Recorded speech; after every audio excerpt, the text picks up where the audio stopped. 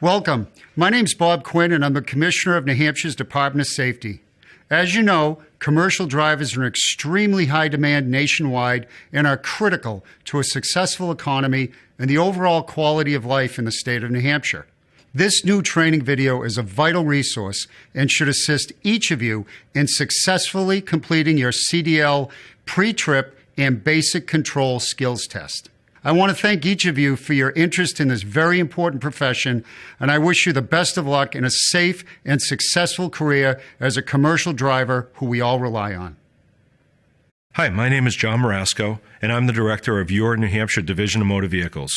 We here at the DMV have proudly put together this CDL training video in the hopes that it will aid you when you show up to one of our New Hampshire DMV test ranges to take part in your pre-trip portion of your CDL examination.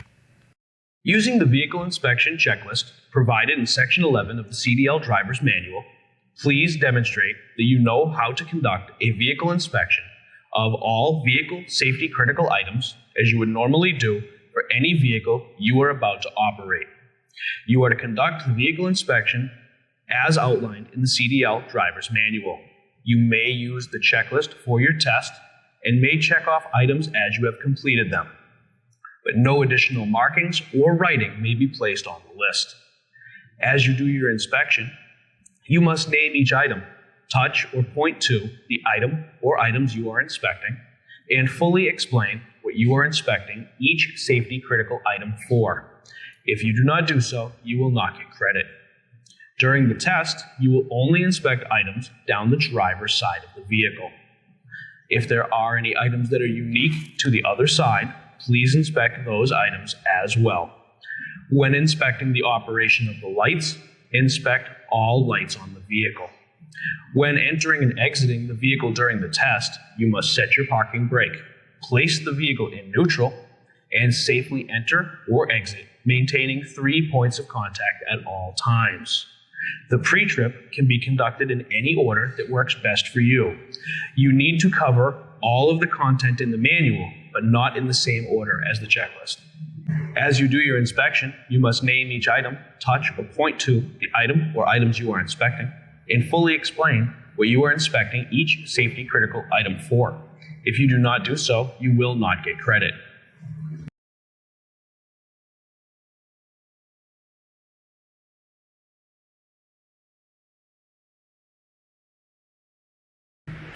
Okay, for my in-cab portion of my test, I'm going to turn my key on and look at my indicator lights. My ABS light has come on and turned off. My DEF gauge is reading full. My left directional is on and working properly. My right directional is on and working properly. High beams are on and working properly. My four-way flashes are on and working properly. My windshield wipers are on and working properly. There's no streaking, no dry rot, proper tension against the windshield. My windshield washer fluid is working properly and there is no streaking. I have my city horn. I have my highway horn. My heat and defrost.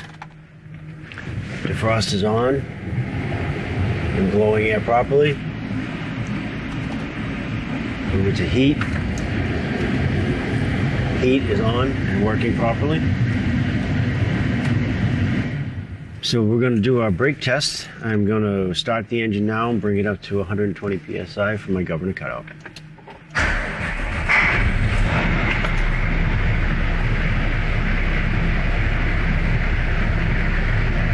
Tanks are both rising.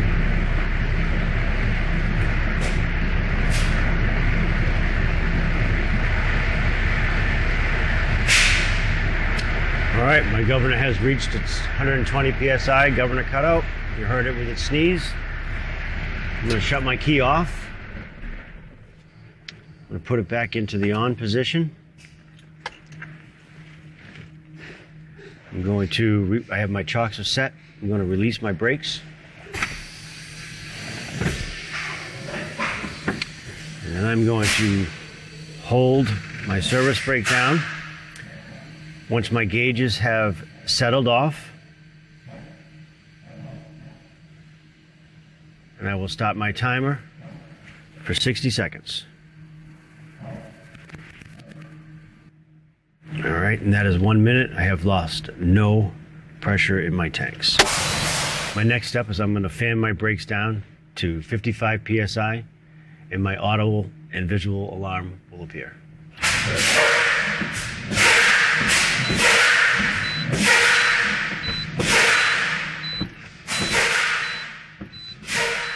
And my alarms have come on, and they have come on at 60 psi. My next test, I'm going to continue to fan the brakes down till between 20 and 45 psi, in which my trailer brakes and tractor brake will pop out.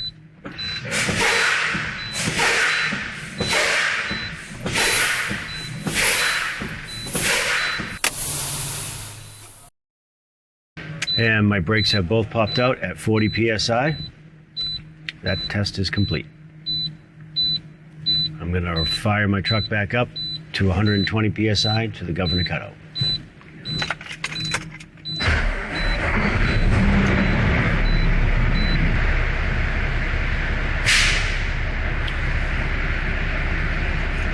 Okay, my tanks are full, 120 psi, my governor cutout went. I'm going to undo my seatbelt, I'm going to hop out, I'm going to remove my chocks, and we'll do our service brake test and our emergency trailer and parking brake test.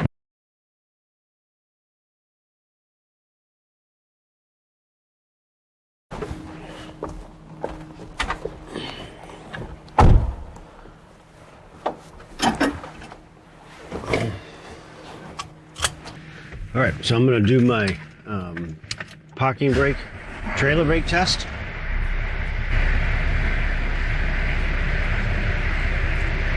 All right, so what I'm going to do is I'm going to release my trailer brake and put the vehicle into drive. And I'm going to pull against the brake.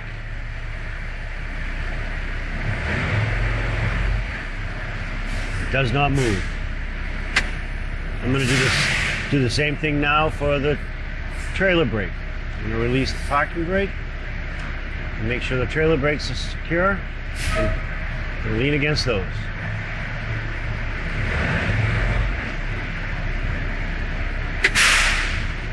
All right. In my next test, I'm going to do the service brake test. I'm going to release both my brakes. I'm going to put the vehicle in drive, and we're going to move ahead 5 miles an hour, and we're going to make sure the steering wheel does not move left or right, indicating something going on with our suspension or braking system.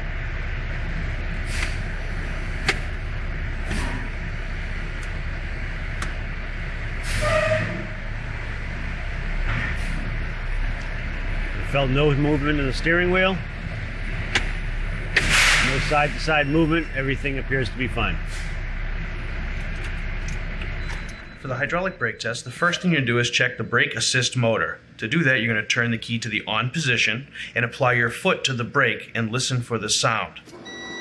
The next step of the hydraulic brake test is with the engine running, so we'll need to start the vehicle. You're then going to pump the brake pedal 3 times and hold it for 5 seconds to make sure the brake does not depress or sink to the floor.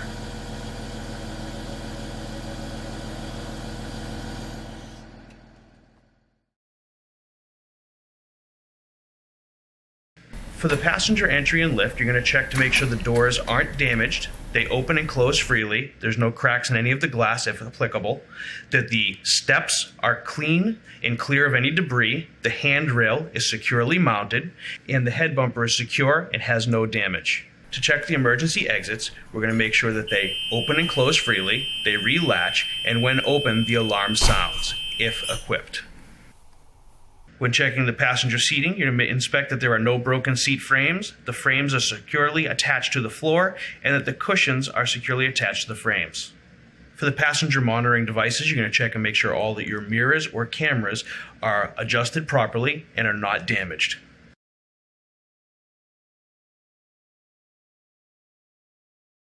You're going to check the student lights on both the front and the back of the vehicle. You're going to make sure both your ambers and red lights function both front and rear.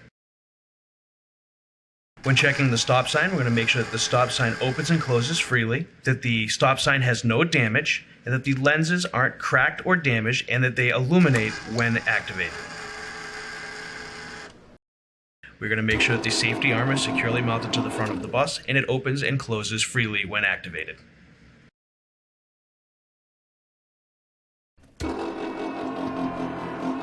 When checking the first aid and bodily fluid kits, you're going to make sure that they are securely mounted, fully stocked, and sealed. You're going to check to make sure you have spare electrical fuses, a securely mounted fire extinguisher that is properly charged, and 3 reflective triangles.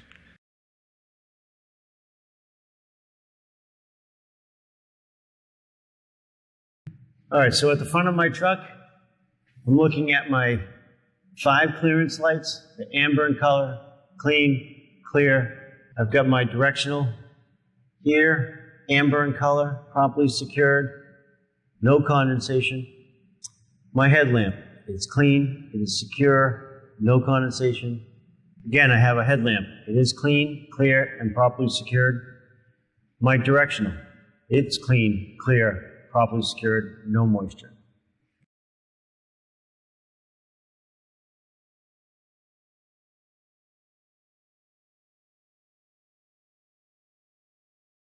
Okay, so I come to the side of my truck for my inspection. I look underneath my vehicle. I see no fluid leaks. I listen from the engine compartment. I hear no audible air leaks. Check my air manifold and air hoses. I hear nothing. Check my fluid levels. My oil level is here. I pull it out, wipe it clean, put the dipstick back in, pull it out, and make sure the level is between the full and the add. My power steering fluid is here. Make sure it's in between the max hot and max cold, right in the middle. Hoses are all good, in good shape, no dry rot, no leaks. Coolant is on the other side.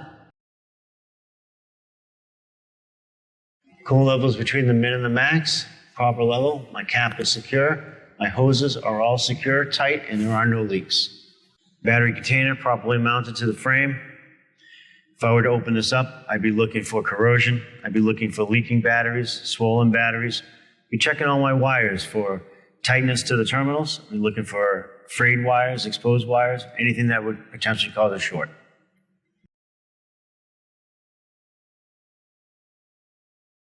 Steering system, I have my steering column here. No bends, no brakes. Goes into my gearbox.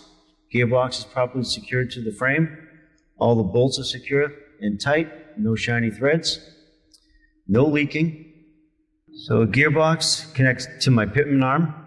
Pitman arm is secured to my drag link with castle nuts and cotter keys, and everything is properly secured. My frame is secured. There are no illegal welds, no missing bolts.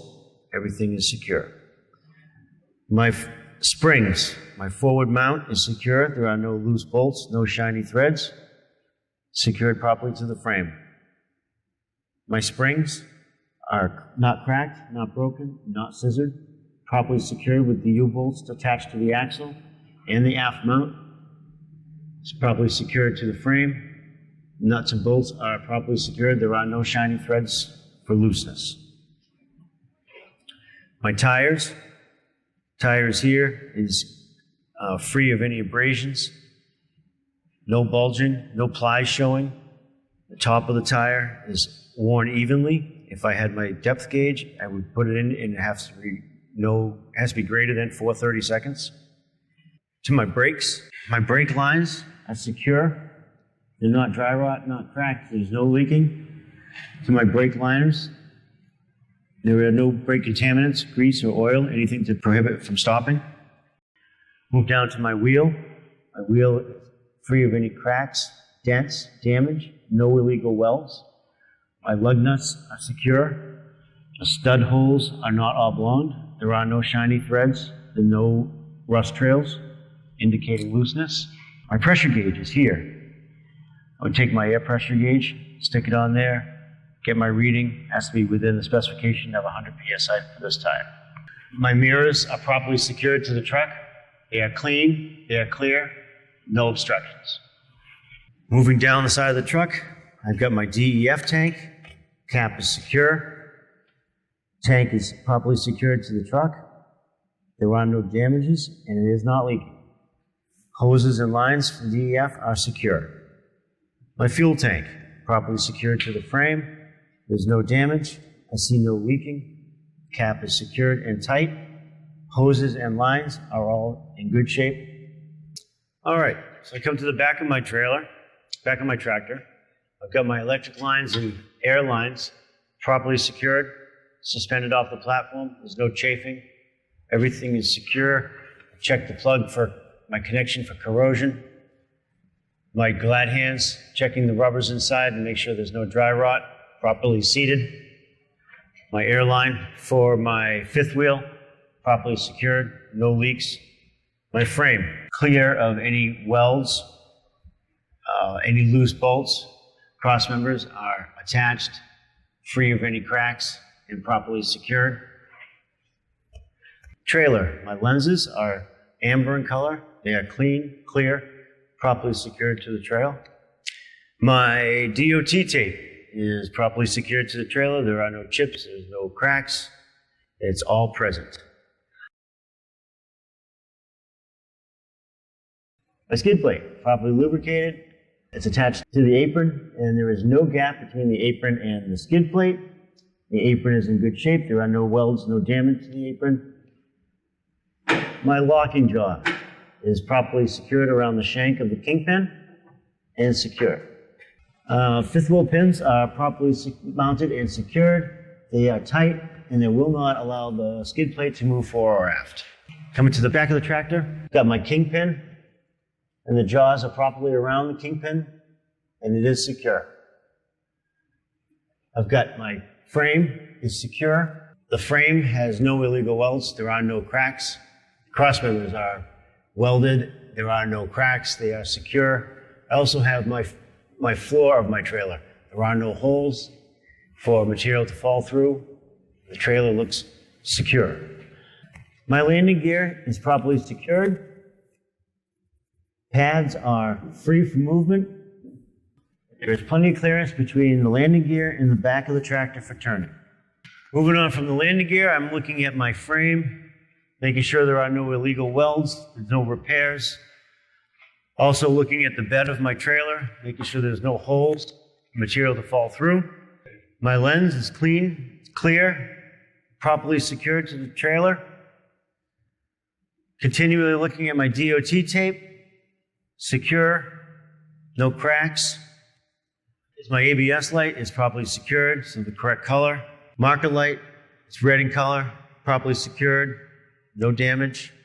Coming around the trailer, got my DOT tape, my brake and turn signals, properly secured, red in color, no damage. 3 clearance lights, properly secured, no damage.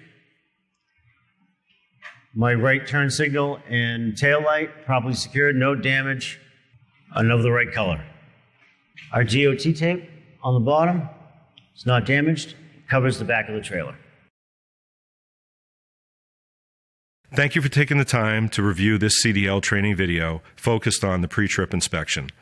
Although no video can contain all of the information needed to successfully complete the CDL examination, many of the highlights that you saw in this video are taken from the CDL manual and the supplemental manual.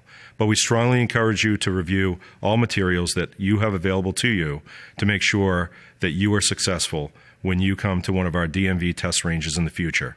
We wish you every success moving forward and best of luck.